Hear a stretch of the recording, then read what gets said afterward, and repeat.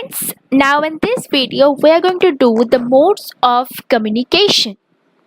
What this modes of communication says about, it says that how early people used to communicate with each other, how they have communication or how they have shared their ideas at that point of time. And this communication consists of two things, that is language and art. Why we get to know what language is about, that may have communication was done at that time with those languages or those sounds. But what art is about, why they're saying art, because now in this present time we write books, or in medieval time we used to the pandits used to write the Purans and Vedas and Granthas. But what was about early time? There was no books, there was no written words, so that was not possible to write. So what they used to do, they used to paint on the cave's wall, they used to paint on the like surfaces, what was environment of that time, how they used to spend their daily life. So from that images only, from that art only, we get to know that what early people and how they used to live and communicate with each other. So by this way we got evidences about their daily life.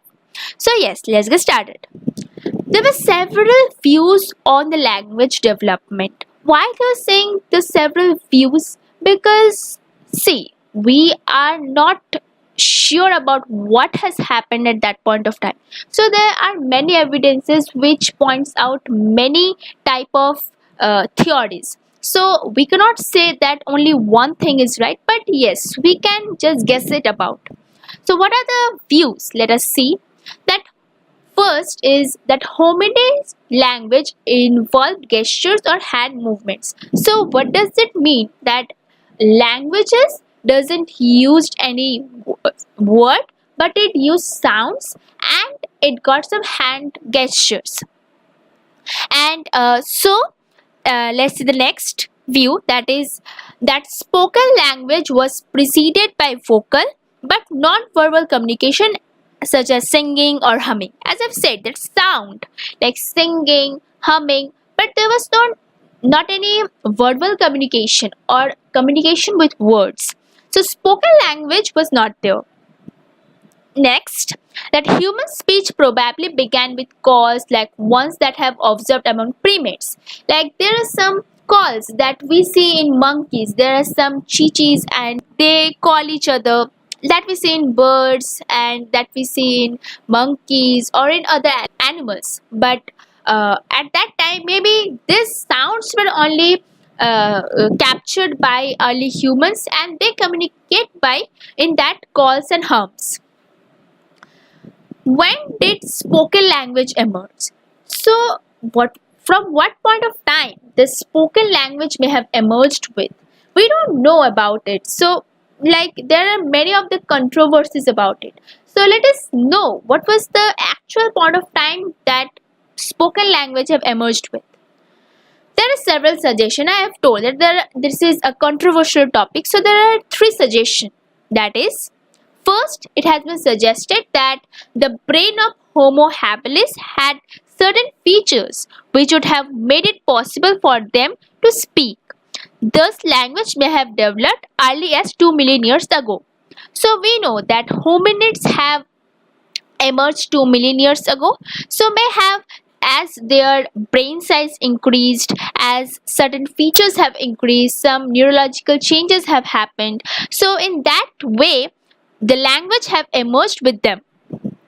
The second suggestion was the evolution of vocal tract, that was equally important. Yes, all time we cannot speak with our with hand gestures and all those stuffs. We need to have some calls so that people far away from us who is not seeing us need to be understand what I'm saying. So vocal tract may have emerged with the time, and this has occurred 200,000 years ago. And the third suggestion is that language developed around the same time as art. So it was not that every people used to draw only, but languages have also emerged with the same pace with art. It is around 40,000 to 35,000 years ago. So as these languages have emerged, with that point of time, it is very early, or in that is 40,000 to 35,000 years ago. The development of spoken languages has been seen as closely connected with art. So I have said why art have emerged with the point of time that language have emerged. So both were in same pace. Both were equally important to each other, since both are the media of communication. So yes, both are saying some or the other about their life and their evidences of their daily life. Here you can see the cave paintings at Altamira. It's in the page of 22.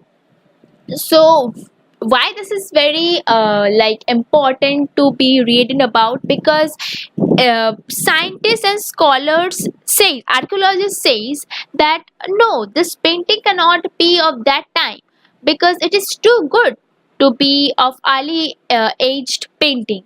But this painting was found by an archaeologist, that is Marcelino Sanz de Sautola, and it was actually found by her daughter, who was playing here and there. And after seeing such amazing painting, her daughter just cried about that. See, Papa, it's an oxen. But when her father saw it, first he laughed about that. No, how can it be an oxen at that point of in that a cave, in such an early cave? So after that, when he discovered that yes, it's a painting of early humans, it was really remarkable, and he got enthusiastic about it. But later, when he published his booklet, it was not approved by the European archaeologists, as I said, on that ground that this were too good to be an ancient painting. So they didn't approve it. So here you can see that there are so much of paintings, and they are saying some or the other stories about their daily life. So yes, paintings are all about the stories and the ways they are living their daily livelihood. So we could get the evidences, or we could understand that how they used to live about.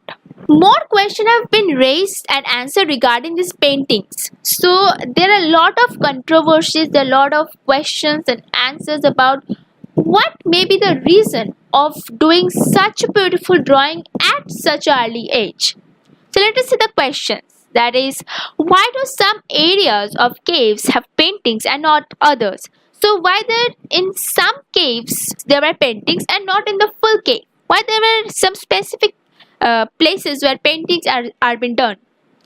Second is that why there are some animals painted and not others? So why some animals were painted and not every animals are painted? Then why men painted both individually and in groups, whereas women are depicted only in groups?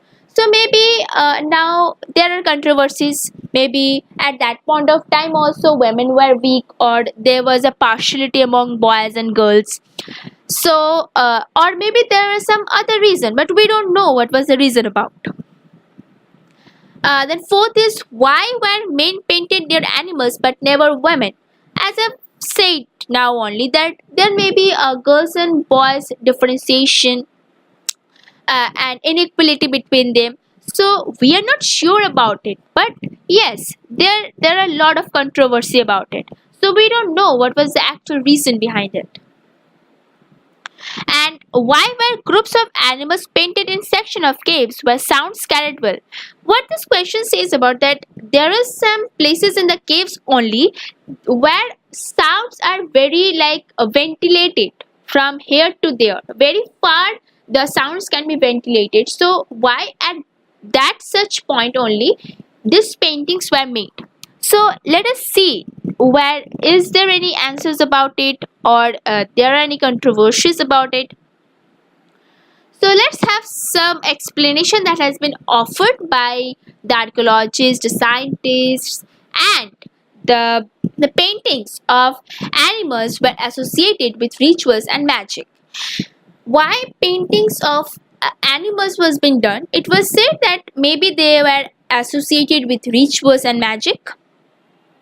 The act of painting could have any ritual to ensure that there was a successful hunt about that animal. It can be a bison, it can be an oxen, so that successful hunt could be declared, was been declared by them, and by this way it was has been painted with a grand parting and all.